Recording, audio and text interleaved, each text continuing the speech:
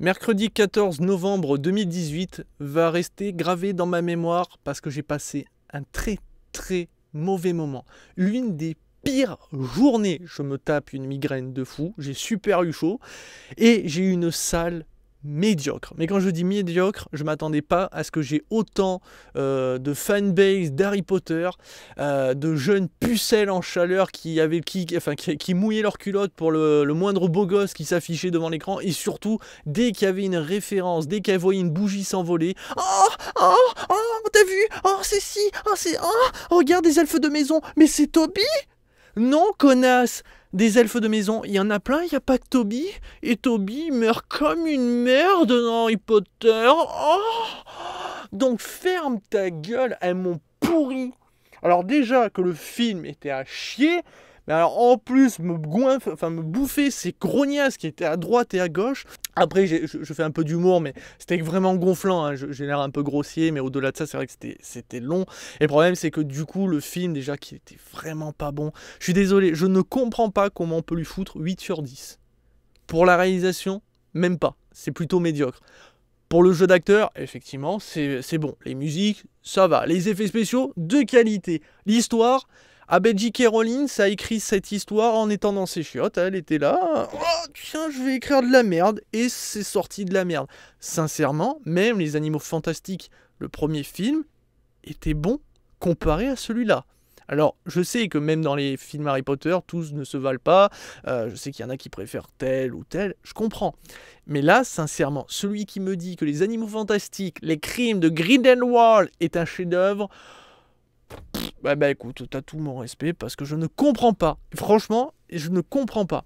Alors, cette critique sera avec spoiler, et quand je dis avec spoiler, mes petits loulous, c'est pas petit spoil, hein. Je vais vous raconter la fin du film et tout, donc vraiment, si vous n'avez pas vu le film, allez voir le film, même si je ne vous le conseille pas, à moins d'être un fan hardcore du premier film, sinon il n'en vaut vraiment pas la peine, à part visuellement, parce que c'est vrai qu'il y a quand même des trucs, ça envoie toujours plein les yeux, la magie, tout ça, pour voir aller Albus Dumbledore jeune, pourquoi pas, mais alors sinon il n'en vaut vraiment pas la peine parce qu'on a encore un méchant de seconde zone. Il faudra attendre certainement le 3e épisode pour que tout soit plus intéressant, pour qu'on ait un peu plus d'explications et de background sur certains personnages, parce que là globalement on sait toujours pas qui c'est Grindelwald. Enfin, on a juste un petit peu d'informations, mais rien qui fait qu'il soit assez intéressant pour qu'on le suive.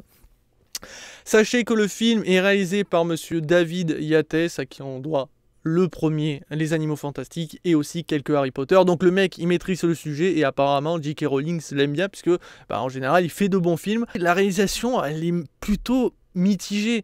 Je veux dire, l'action, la première scène d'action, elle est mortelle, elle envoie du lourd, sauf que c'est mal filmé, parce que on fait des cuts toutes les 2 secondes, on ne suit pas l'action, et comme c'est pendant un orage dans la nuit, on voit des flashs, mais on ne suit pas bien l'action. Et comme c'est cuté à foison, la scène d'action, elle est plutôt dégueulasse. Alors qu'elle envoie du pâté sinon, parce qu'avec les éclairs, la magie, c'est super classe normalement, mais on n'arrive pas à en profiter. C'est pas sublimé comme ça aurait dû être. Et les autres scènes d'action, c'est plutôt moite-moite.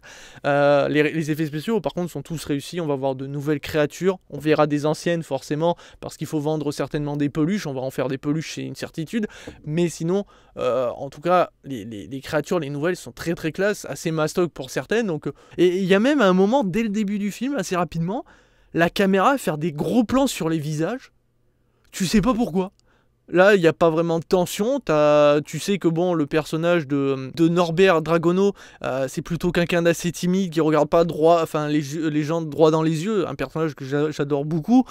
Donc, t'as pas besoin de faire un gros plan dessus. Là, sur le moment, j'étais mais il y a des gros plans, mais c'est mon Dieu, c'est affreux. Bref, la réalisation, je trouve, elle est mitigée. C'est pas la meilleure qu'on ait vue dans les Harry Potter, et même les Animaux Fantastiques, premier du nom, faisait largement mieux. Je vais vous expliquer ce que j'ai moi compris du film, parce qu'apparemment, il y en a qui n'ont pas bien compris pourquoi il arrivait ça, ce qui est arrivé vraiment. Du coup, ça reste des théories, puisque je dis pas que j'ai la science infuse et que j'ai vraiment parfaitement compris le film, mais avec ce que j'ai vu, je pense avoir quand même quelques éléments de réponse qui vont permettre à certains de pouvoir comprendre normalement le film.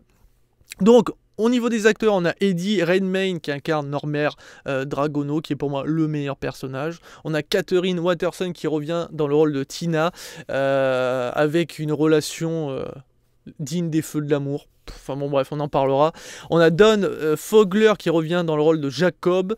Alison Sudol dans le rôle de Queenie à nouveau. On a Zoé Kravitz dans le rôle de Leta Lestrange. Personnage qu'on verra 5 minutes à tout péter et qui a une fin ridicule, mais on en parlera tellement c'est mort de rire. On a Ezra Miller qui revient dans le rôle de Croyance. C'est pour ça que j'ai prévenu que j'allais spoil, hein, donc dis pas que j'avais pas prévenu. Oui, il n'est pas mort. On a Johnny Depp dans le rôle de Jailer Grindelwald. On va l'appeler Green parce que c'est long à dire.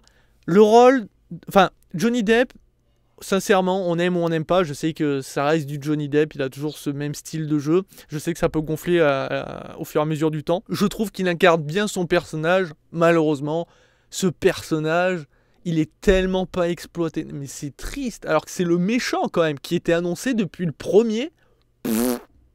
Ok, mais bon, on en reviendra un peu plus tard. On a Jude Law qui incarne le jeune Albus Dumbledore et j'adore. Franchement, encore une fois, c'est comme dans les autres films, Albus, on le voit pas tant que ça. Il est charismatique, il est aussi sympathique qu'il a la main sur le cœur à nouveau, je trouve vraiment classe. Et surtout, on va découvrir un peu plus de Albus, puisqu'on va parler de sa sexualité. Et oui, puisque je vous rappelle que J.K. Rowling avait affirmé et avait confirmé que oui, il était homosexuel. Et bien dans ce film, on va le voir. Enfin non, on va l'insinuer. Parce que dans ce film, il faut pas déconner, on insinue beaucoup de choses, mais il faut pas trop en montrer. On va tuer des enfants, ah, mais il faut pas les montrer. On montre juste qu'il y a un effet de lumière, qu'on sait qu'il est mort, mais on montre pas. Et la sexualité, du coup, on en parle, mais on montre pas. Mais bon. C'est parti, mon kiki. Alors ensuite, l'histoire de Monsieur Green, qui a été enfermé dans une prison suite à son arrestation dans le premier film. Et on va découvrir qu'en fait, il est extrêmement puissant. Tellement puissant qu'il est capable, rien qu'en parlant, alors on ne sait pas si c'est de la magie qui sort de sa bouche ou si c'est juste qu'il arrive tellement bien à parler qu'il amadoue bien les gens. Enfin bon bref, il a un pouvoir sur les gens, il a un contrôle sur les gens. Et donc dès qu'il parle, il est capable de faire tout et n'importe quoi aux gens qui l'écoutent. Parce qu'en fait, il dit ce qu'ils voudraient entendre. Enfin, ce qu'ils aimeraient entendre. Et du coup, eh bien, ils sont presque dans une hypnose totale et obéissent au doigt et à l'œil de Monsieur Green.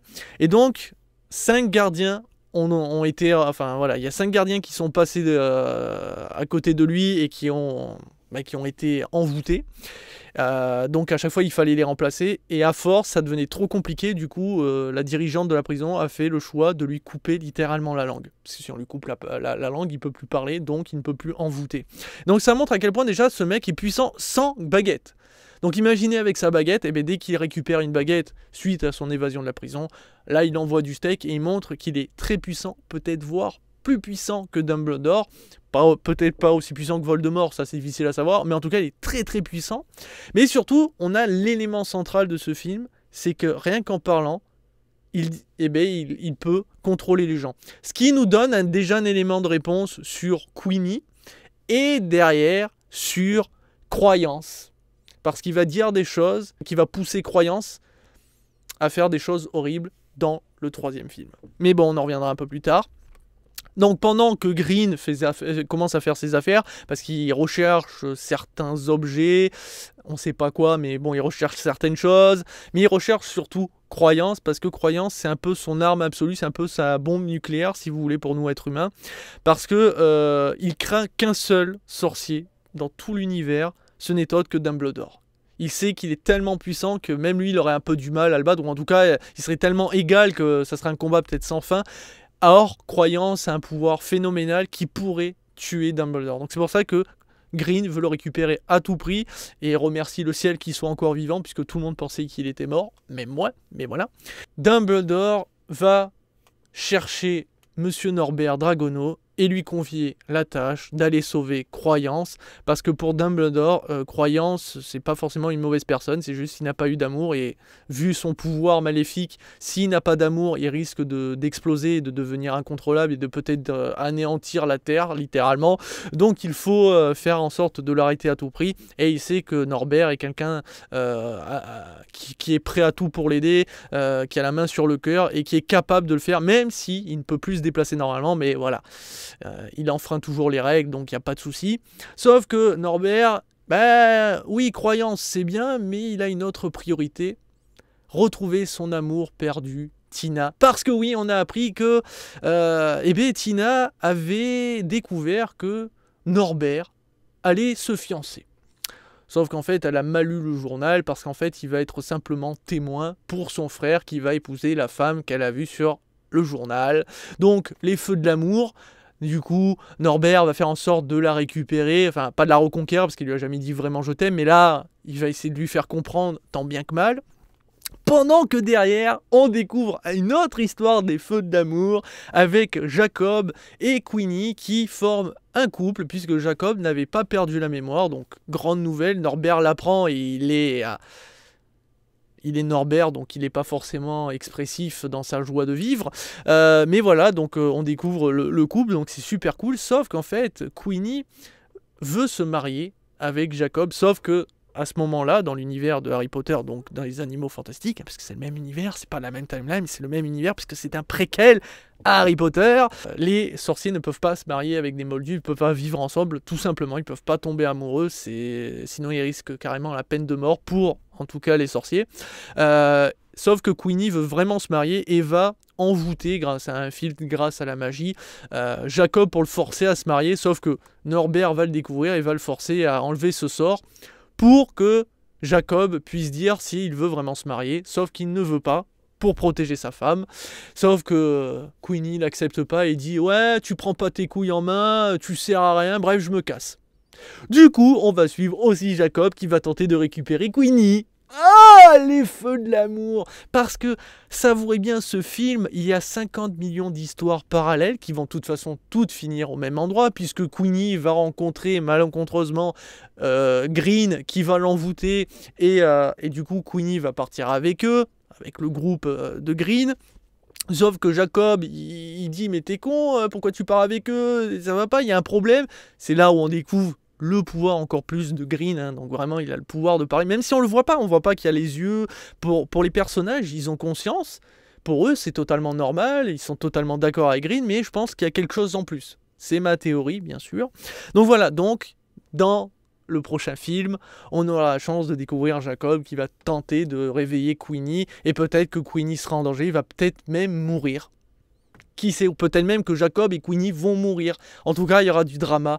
À nouveau, les feux de l'amour dans le prochain film. Du coup, on va suivre Norbert et Jacob qui vont partir à la recherche de Tina, qui vont partir en même temps à la recherche de Queenie, qui vont tomber sur une autre affaire, puisqu'en fait, on va découvrir que Tina a été capturée par un autre monsieur qui est à la recherche aussi de Croyance, parce qu'en fait, apparemment, Croyance et son frère, ils sont dans les mêmes membres de la famille, mais on va découvrir qu'en fait, l'une des meilleures amies, Lestrange, est en fait la sœur de ce monsieur qui a kidnappé Tina, mais qui est en fait la sœur... Eh ben non, ce n'est pas la sœur de Croyance, parce que tout le monde a cru que Croyance était en fait le... Et non, c'est non. En fait, parce que c'est là où on va découvrir Leta Lestrange, qui porte bien son nom, étant plus petite, avait du mal avec son petit frère... je me rappelle plus de son nom, mais on s'en tape, parce que de toute façon il crève, en avait marre de l'entendre pleurer. Du coup, pour le faire taire, elle a pris le bébé, et allée dans une chambre à côté, a vu qu'il y avait un landau avec un autre bébé, mais qui dormait, mais qui était tout calme, donc a remplacé le bébé qui pleure par le bébé calme. Le bébé calme n'était autre que Monsieur Croyance. Du coup, c'est pour ça qu'il ne connaît pas ses vrais parents, et c'est pour ça aussi que Leta Lestrange ne peut pas dire qui sont ses vrais parents, parce qu'elle a juste récupéré le bébé, voilà. Le bateau va faire naufrage, Croyance va être envoyée par la nounou, on va dire, à la mère adoptive qu'on voit dans le 1, sauf qu'en fait, c'était pas le bon bébé. du coup, et le bon bébé, hein, le vrai petit frère de Lethal Lestrange et de l'autre Gus, pas croyance, mais l'autre que j'ai pas mentionné, mais on s'en fout, parce qu'on le voit pas assez, et de toute façon il apporte rien au scénario, et ben meurt noyé.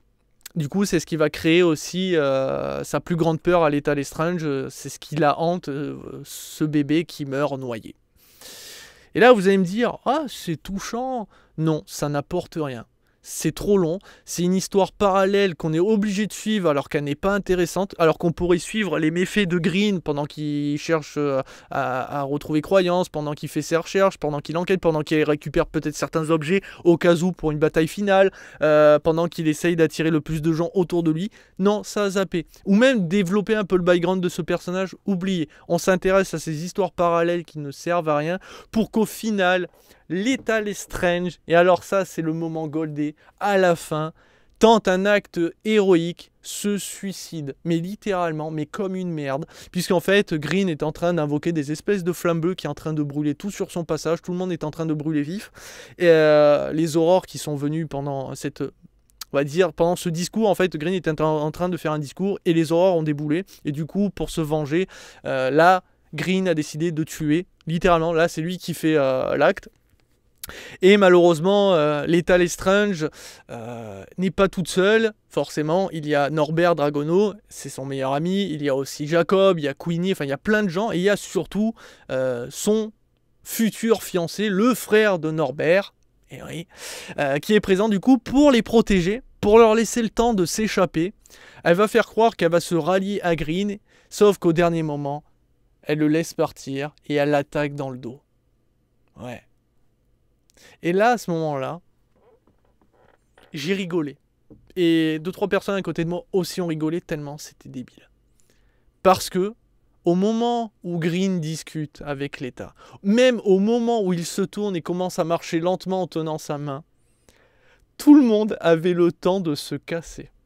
Parce qu'il ne faisait plus du tout attention à ce qui était autour de lui. Il n'en avait plus rien à foutre. Donc, son suicide n'a servi à rien. Ah si, pardon, il a servi à une chose. Parce que le frère de Norbert lui a demandé de choisir un camp. Parce qu'une guerre s'annonce, et du coup, est-ce que tu es dans le camp du bien, ou est-ce que tu es dans le camp de Green? Sauf que pour Norbert, bah, lui, il n'a choisi aucun camp. Mais grâce à la mort débile de Lethal Lestrange, il va prendre son frère dans ses bras et lui dire... C'est bon, j'ai choisi mon camp.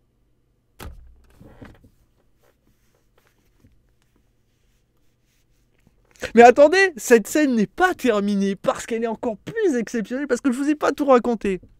Il faut savoir que Monsieur Dumbledore a donné une carte d'un lieu, d'une connaissance à Dumbledore, si au cas où les choses se passent mal et qu'ils ont besoin de se reposer ou de se cacher quelque part. Et en fait, c'est la maison de Nicolas Flamel, Flanel, je sais plus si je prononce bien, cette personne qui a créé la pierre philosophale qu'on voit dans Harry Potter. Du coup, d'ailleurs, on va la voir qui est garée, qui est entreposée dans son coffre-fort. On la voit très rapidement, donc c'est super classe. On voit que Nicolas Flamel ne ressemble plus à grand-chose d'ailleurs, puisqu'il a plus de 300 ans.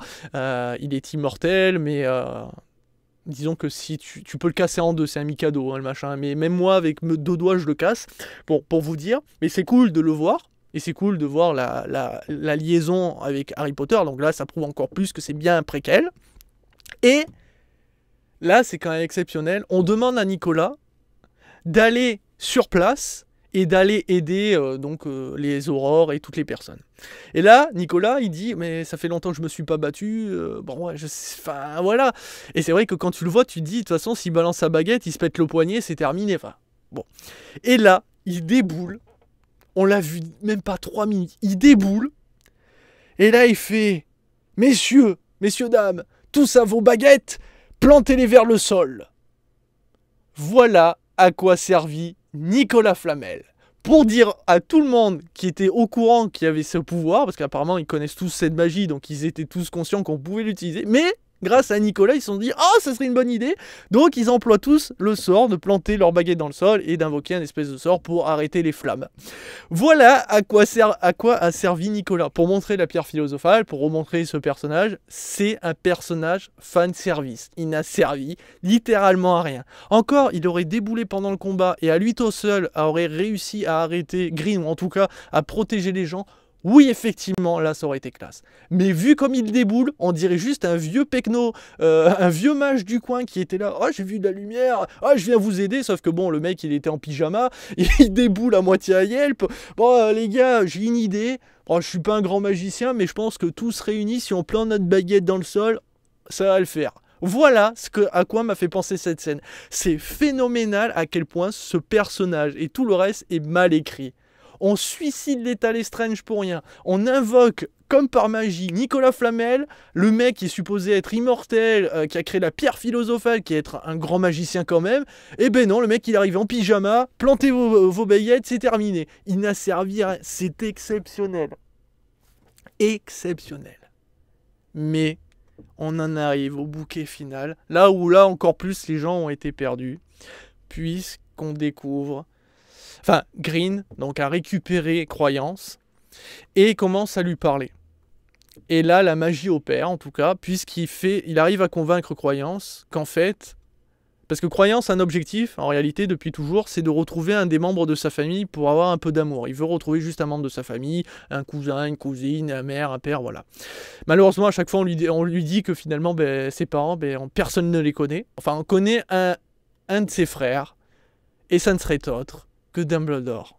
Et là, les gens n'ont pas compris. Ils s'étaient là, mais attends, mais Dumbledore, apparemment, il n'avait pas de frère, ou alors il n'en avait qu'un, on comprend pas. Ça... C'est pour ça que c'est ma théorie. Monsieur Green emploie son pouvoir pour lui faire croire. Mais comme je l'ai dit au début, il a besoin de croyance, de sa puissance, pour battre Dumbledore. Or, le problème, c'est que Croyance n'a confiance en personne et veut juste retrouver quelqu'un, un membre de sa famille. Or, en disant que Dumbledore est son frère et en disant que c'est à cause de Dumbledore, son frère, donc, qu'il a abandonné, qu'il a poussé à mourir, à subir tant de violence par sa mère adoptive, c'est de la faute de Dumbledore, la Croyance est vénère et va lui péter la gueule. C'est pour ça que nous aurons droit à un 3e film. Sauf que nous, on sait déjà que Dumbledore ne mourra pas puisqu'il est dans les Harry Potter et beaucoup plus vieux. Encore, ça serait pas le même Dumbledore, ça serait un autre, pourquoi pas, sauf que c'est bien Albus Dumbledore, donc celui des Harry Potter. Mais en gros, on va voir un combat contre Croyance. Ça veut dire que Dumbledore va devoir se battre contre Croyance. Mais dans le prochain film, certainement que Norbert va faire en sorte de faire comprendre à Croyance que Green lui a menti, qu'en gros Dumbledore n'est pas son frère, il n'a fait qu'utiliser la magie de ses paroles pour l'envoûter. Voilà, je vous spoil déjà même le 3e film sans l'avoir vu. Il y a de grandes chances que ça se déroule comme ça, plus ou moins. Enfin, franchement, c'est ça. Mais je vous ai pas tout dit, puisque j'ai gardé le meilleur pour la fin. Dumbledore a eu une relation avec Green.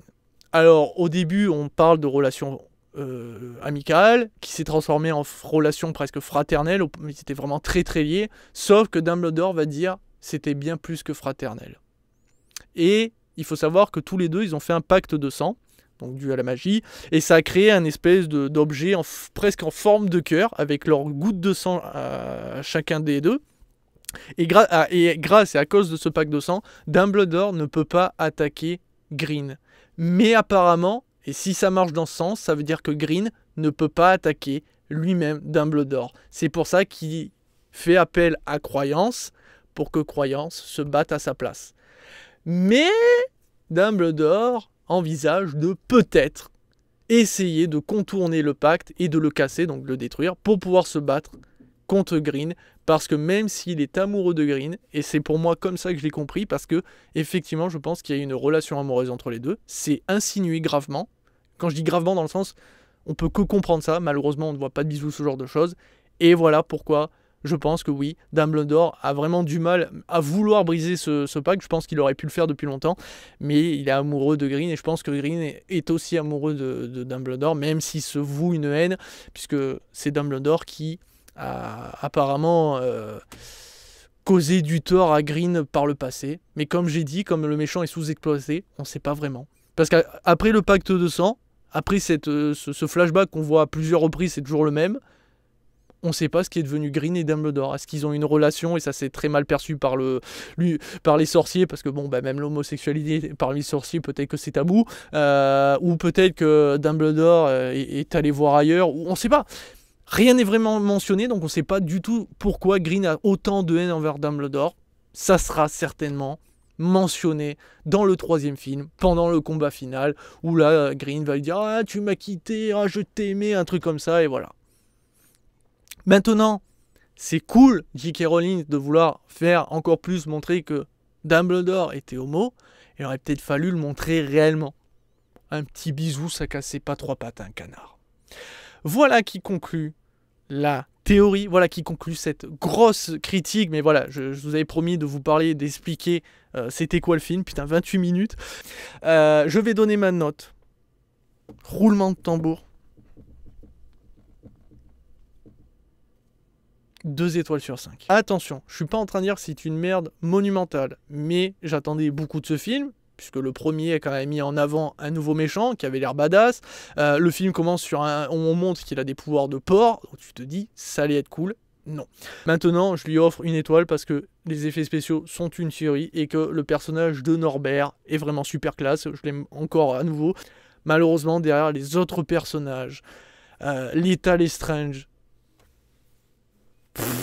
Green, enfin bon, dans Lethal Lestrange, je suis mort de rire comment elle meurt comme une merde, mais alors Green sous-exploité alors que ça aurait été un personnage très intéressant, au moins donner quelques éléments de réponse pour qu'après dans le 3e film on ait juste à finir pour faire encore plus comprendre pourquoi il a une haine envers Dumbledore, peut-être à cause de son amour. Mais là on a tellement rien à se mettre sous la dent. N'hésitez pas quand même à me dire, vous, ce que vous en avez pensé, peut-être que vous avez surkiffé, et tant mieux, encore une fois, quand je donne une note, je suis pas en train de vous dire, j'ai raison, et fermez votre gueule.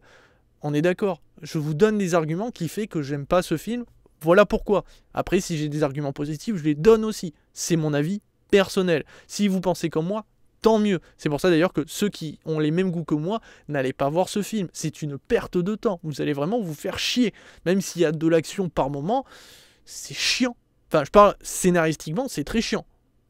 Et pourtant, c'est quand même l'attrait principal des Harry Potter, c'est quand même le scénario. Hein, on est d'accord, c'est pas forcément l'action, c'est l'histoire, c'est les personnages, c'est un tout qui fait Harry Potter. Or là, on n'a que 2-3 personnages, enfin non, on a 1 ou 2 personnages vraiment très intéressants, les autres sont pas du tout exploités, et on n'a pas de scénario, du coup on n'est pas au même niveau qu'un Harry Potter. On est vraiment très en dessous. Bref, voilà qui conclut cette critique. Je vous dis à très très bientôt pour toujours plus de vidéos. Ciao ciao.